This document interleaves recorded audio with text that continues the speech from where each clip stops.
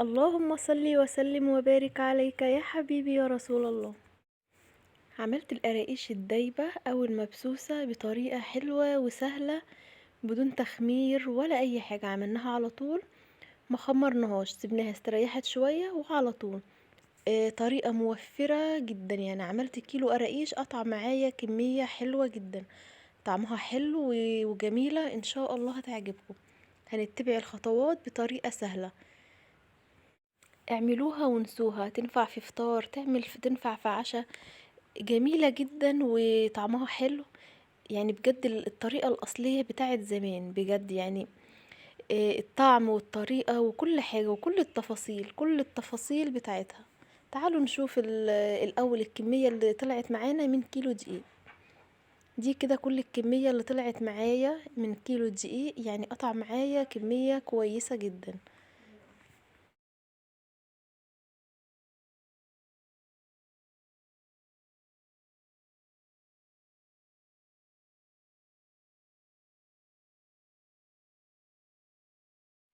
معايا كيلو دقيق منخول كويس قوي، مهم جدا ننخل الدقيق. حتى لو يعني لو جايبين نوع كويس قوي اللي هو المغلف وواثقين فيه، مش هنخسر حاجة لما ننخله. حطيت 3 معالق كبار سمسم. السمسم اختياري، بس هو بيدي طعم حلو، عايزين نضيف بقى اي حاجة تاني نضيفها.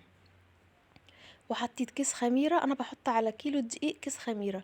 وحطيت ربع معلقة صغيرة بيكنج باودر. حطيت كمان 3 معالق سكر. وحطيت نص معلقة صغيرة من الملح. المقادير هكتبها ان شاء الله يعني مظبوطة ان شاء الله في صندوق الوصف. انزلوا في صندوق الوصف، خدوها سكرين، هتلاقوها كانت مكتوبة ان شاء الله في صندوق الوصف بالظبط. معايا كمان المادة الدهنية هنا 2 إلا ربع. حطيت كوباية سمنة على زبدة، وحطيت كمان نص كوباية زيت عليها معلقة كبيرة من السمنة البلدي. انا ما حطيتش هنا ريحة كحك لان انا مستخدمة سمنة بلدي وزبدة. السمنة البلدي بتديني النتيجة اللي انا محتاجاها، اللي هي ايه، يعني بتخلي ريحة القراقيش حلوة، بتخلي مش عشان كده ما حطيتش ريحة الكحك اللي احنا بنجيبها، اللي هي بنحطها في القراقيش. السمنة البلدي بتسد مكانها. هبدأ بقى كده، حطيت يعني للكيلو دقيق 2 إلا ربع مادة دهنية، فيهم نص كوباية زيت وكوباية وربع سمنة. هكتبها بالظبط، يعني ما يعادل 450 جرام من المادة الدهنية. هحطهم كده الأول على الدقيق، مش هحط أي سوائل دلوقتي خالص. وهبدأ كده ان انا بس في العجينة كويس قوي. مهم جدا جدا، كل ما احنا كل ما نكون عايزينها ناعمة ودايبة نبسها كويس، يعني ما تستخسروش فيها في الوقت ده. اقعدوا كده شوية حلوين على ايديكوا كده وبسوا في العجينة كويس قوي. كل ما هتخدموها كويس في الوقت ده هتديكوا نتيجة كويسة. لو خلصتوا بقى على طول ولميتوها على طول هتكون حلوة وكل حاجة، بس مش هتكون ناعمة ودايبة زي ما احنا عارفين. الطريقة دي هتطلعها معاكي هشة كده وناعمة شوية، وكمان فيها قرمشة. يعني تخيلوا القرمشة دي هنتكلم فيها بعد كده، وهي بتكون في طريقة السوا. بعد ما بستها شوية كتار، يعني قعدت كده يجي تلت ساعة، بستها كويس اوي، خدتها على الارض وقعدت ان انا اعمل فيها كده على ايدي. وهنا بقى حطيت كوباية مية سخنة، ومش بعجن. بعد ما بحط المادة السايلة مش بعجن عشان خاطر العجينة ما تعملش عرق معايا. دي مش قرص ولا عيش، احنا مش عايزين عرق. هفضل كده هروح واجي بايدي كده زي ما اكون بقطع في العجينة، اللي هو ايه، زي ما يكون.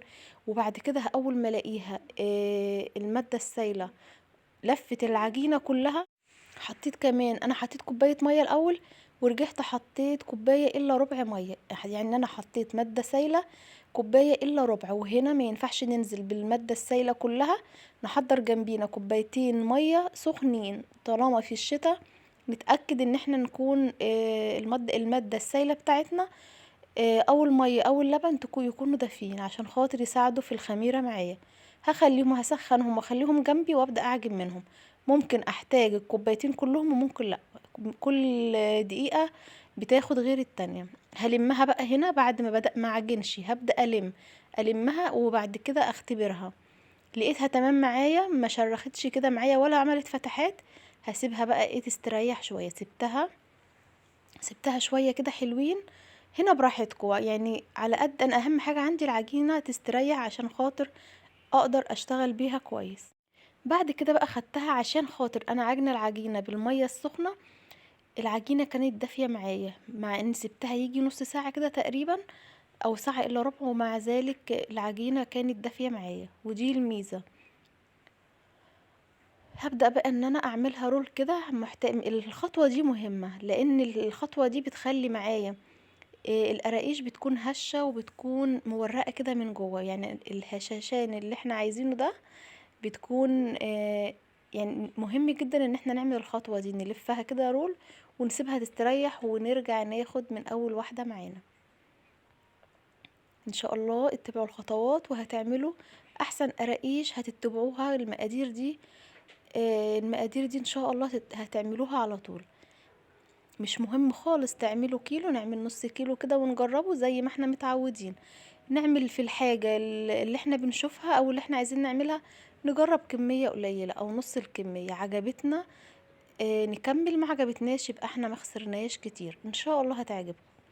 هبدأ بقى ان انا اقطعها التشكيل ده كل واحد زي ما هو عايز. حففت كده الحرف بتاعها كده كويس، ظبطته، وهبدأ ان انا اقطعها. ينفع نعمل الخطوة دي بسكينة عادي، ما فيش اي مشكلة. نظبطها كده الحروف بتاعتها عشان خاطر يكون شكلها حلو معانا. كمان السمك انا مش مخلياها عالية او مخلياها مظبوطة، عشان خاطر هي كمان عشان احنا عاملينها حاطين فيها خميرة، ومجرد ما هتختمر هتستريح شوية، او كمان هتخش الفرن هنلاقيها اتنفخت شوية وهتكون كويسة معانا. عايزينها رقيقة اكتر من كده كمان مش مشكلة، بس ناخد بالنا في السوا عشان خاطر ما تتحرقش معانا. هخلص بقى كل الكمية. مقاديرها بسيطة جدا القراقيش بصراحة، يعني هي غالية جدا في الافران. ليه يعني ما نعمل لناش كيلو كده، هيوفر معانا وهيقعد معانا كده شوية حلوين. اللي عايز حابب يعمل 2 كيلو يعمل. ولا مش بتاخد وقت والله خالص، كأننا يعني كده يعني زي القرص، زي حاجات كده سهلة ونضيفة ومضمونة. وكمان غالية جدا تحت وغليت كمان. طب بنعملها في البيت، مهما كان الدقيق غالي هنعملها في البيت برضو هتكون موفرة وهتكون كويسة معانا. وربنا ان شاء الله يكون في عون الجميع. بنحاول على قد ما نقدر نعمل حاجات توفر علينا شوية وتسهل علينا اليوم، يعني حاجات كده بنعملها تنفع في الفطار، تنفع في حد جاع بالليل كده غفلة، بدل ما يقعد يفكر بقى هعمل ايه، هياخد له كده 2 كده ولا حاجة.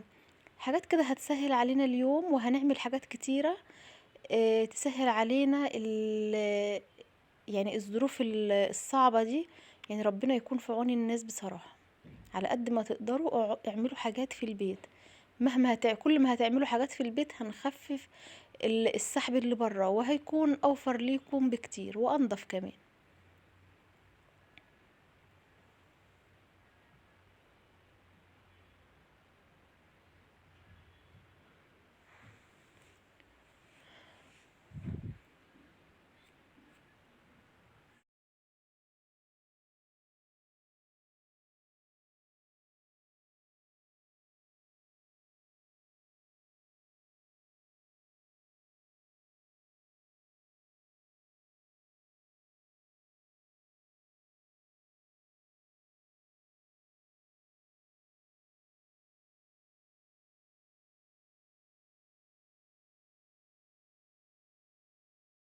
ادي الكمية بتاعتنا، شايفين قطعت معايا بسم الله ما شاء الله كمية كويسة جدا. شايفين السمك بقى رفع ازاي؟ دي اول صينية انا عملتها. السمك بتاعها تضاعف شوية، ولما تخش الفرن اهي كمان. شايفين معايا؟ لو مش بتحبوها بالسمك ده قللوها شوية من البداية. وادي كمية القراقيش بتاعتنا، وكانت طعمها حلو. طعمها حلو بصراحة والله، مع كوباية شاي بلبن، كوباية شاي. حلو الفطار وحلو حيرة الفطار كل يوم. يعني بجد بصراحة حلوة جدا وجميلة. من كيلو دقيق عملنا كمية كويسة. شايفين بقى شكلها؟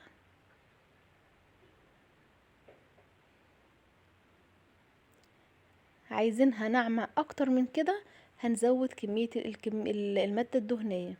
كل ما هنحط لها سمنة ونبسها كويس هتدينا نعومة اكتر. ما ينفعش ان انا اقلل المادة الدهنية وبعد كده ارجع اقول هي ليه مش ناعمة او ليه مش زي ما احنا بنجيبها من بره. لا، احنا بنعملها كل ما يعني انا لو حطيت كوبايتين سمنة او كوبايتين مية مادة دهنية كانت هتبقى ناعمة اكتر من كده. بس انا بحاول ان انا اقلل المادة الدهنية شوية، يعني انا قصدا ان انا اقللها.